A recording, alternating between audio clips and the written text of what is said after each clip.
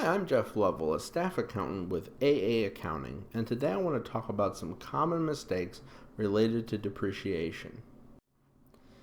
Some of the major errors I see people making include expensing items that really should be capitalized and depreciated, not reporting sales of assets that you've previously taken depreciation expense on, and using the wrong useful life.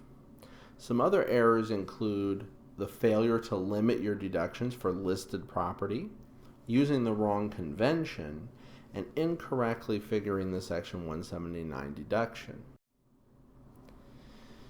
Purchases of tangible personal property that last over a year typically have to be capitalized into an asset account and depreciated over several years. Some examples of assets that would need to be depreciated include buildings, building improvements, leasehold improvements, equipment, machinery, vehicles, computers, and other technology. While you would capitalize your costs into land, land is not depreciable. Often we see people who have retired or sold an asset but have failed to report that on their tax return. Anytime an asset is depreciated in some prior year and then is subsequently disposed of, gain or loss typically needs to be reported on the tax return. Additionally, even if you retire an asset back to personal use, you will still need to report that income on your tax return to the extent that you previously depreciated it. This is called depreciation recapture. Folks often use the wrong useful life for assets. You must use an IRS approved useful life.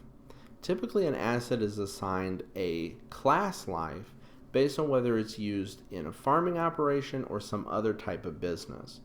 For example, office buildings are typically depreciated over 39 years, rental houses are depreciated over 27 and a half years, and farm buildings are depreciated over 20 years. Assets that don't have a prescribed class life are depreciated over 7 years. If you want a list of the class lives, you can consult with IRS Publication 946.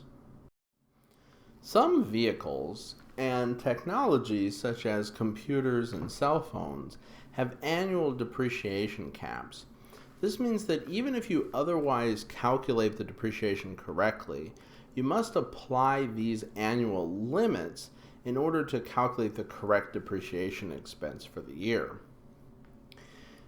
Many people are unaware of the last quarter rule with respect to the correct convention to use. If you place more than 50% of all of your assets for the year in service in the last quarter of the year, all the assets that you would otherwise use the half-year convention for, you must use the mid-quarter convention.